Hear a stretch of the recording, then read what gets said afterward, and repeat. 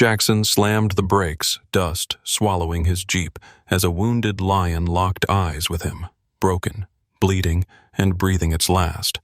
But when he found a microchip buried in the lion's flesh, everything he thought he knew shattered. What happened next would stun even the hardest skeptics. But first, let's go back to the beginning.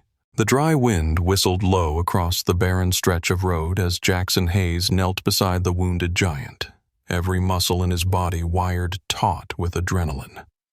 Dust clung to the back of his throat as he inched closer, the scent of blood and scorched earth thick in the air. The lion's massive ribcage rose and fell in slow, ragged breaths, each exhale a wet, rattling sound that tore at Jackson's gut. Squatting down just out of swiping range, Jackson studied the creature's battered frame. Deep scratches marred the lion's golden flank, matted with dirt and blood, but it was the paw that caught his eye first. Twisted unnaturally, the pads shredded as though he had dragged himself across unforgiving terrain for miles. Flies buzzed around the open wounds, undeterred by the shallow, pained growl the lion emitted. Jackson spoke in a low, steady cadence, not to command but to comfort. "Easy, big guy. Not here to hurt you," he murmured, keeping his hands open, palms facing the sky. The lion's ears twitched, but he remained still, his colossal frame trembling with exhaustion more than fear. As Jackson leaned in carefully, fingers brushing against the matted fur, he caught sight of the real horror, a jagged piece of metal embedded deep beneath the skin just above the lion's shoulder. The realization hit him harder than the desert heat pressing against his back. This wasn't a simple accident. Someone had shot this animal and left him to die in the dust. Jackson's jaw clenched until it ached. He had seen cruelty before. Broken wings, poisoned watering holes. But something about this deliberate violence against a creature so magnificent stirred a deeper rage inside him. He eased back to his Jeep, rummaging frantically for anything that could help. Gauze, a tarp, a coil of rope. Time was not on their side. Infection was already setting in. The stench of rot clung to the lion's wound like a grim specter. The nearest proper facility was hours away. Jackson had a choice: risk his life and try to move him now, or leave the animal to a slow, agonizing death under the merciless sun. There was never really a choice. He returned to the lion, speaking again in that same even tone, a thread of defiance woven through his words. "You're not dying here today," he whispered. "Not like this." And as the lion blinked slowly, as if in solemn agreement, Jackson reached out with trembling hands, ready to wager everything on a rescue that defied every rational thought he had left. Jackson's breath came in ragged bursts as he tightened the last knot around the corners of the tarp, his hands slick with sweat and dirt. Every tendon in his arms screamed in protest as he lifted the lion inch by brutal inch, the animal's dead weight dragging across the makeshift stretcher like a fallen tree. His boots carved trenches in the gravel as he heaved, the rope cutting into his palms. Each grunt, each strained movement was a silent war against his own weakening body and against time. The lion let out a faint, broken rumble, his massive paw twitching once before falling still again.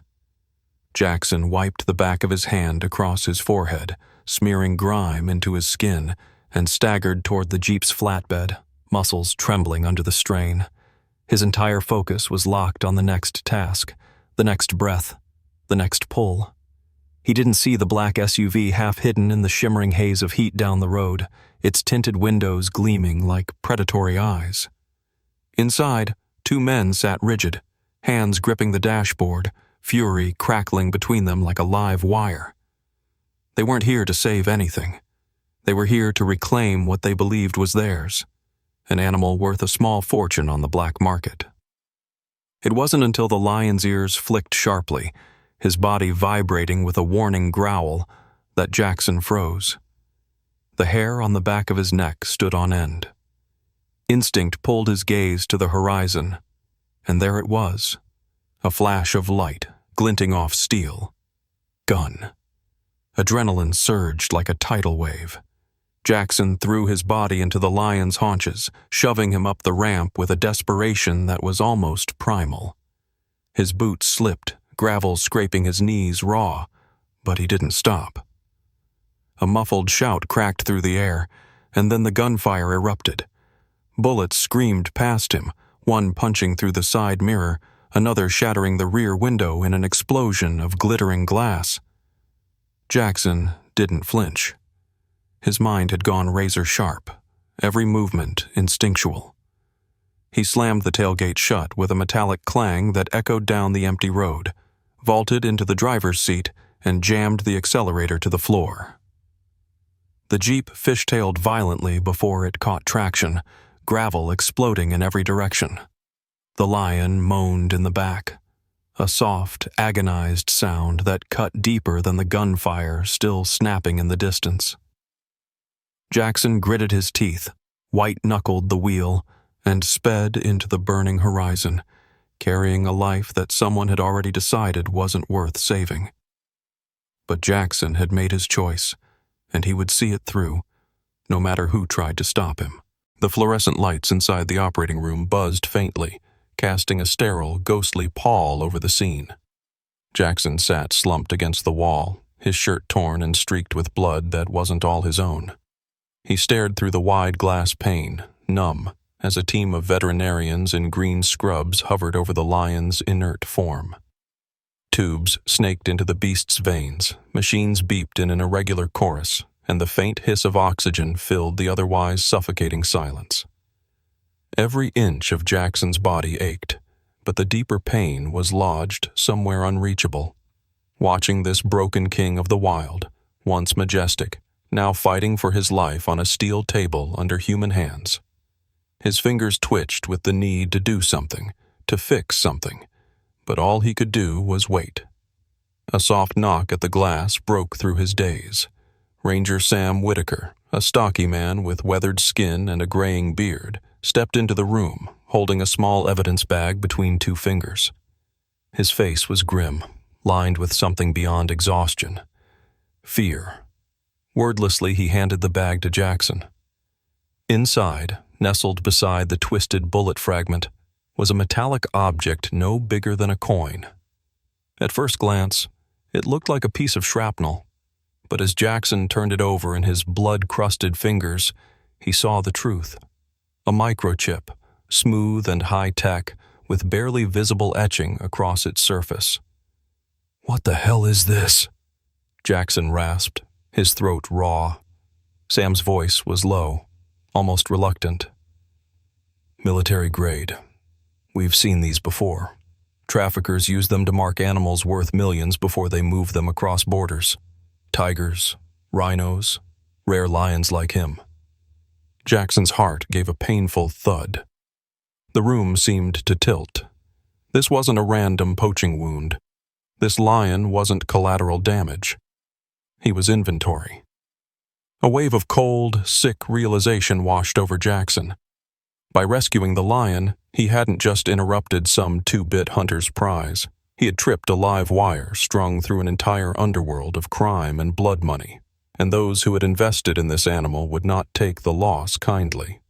He glanced back at the lion, lying still, ribs heaving slowly against the ventilator.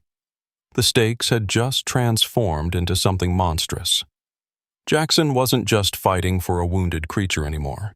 He had unknowingly declared war on people who killed without hesitation, across oceans, across borders. A shiver traced the length of his spine.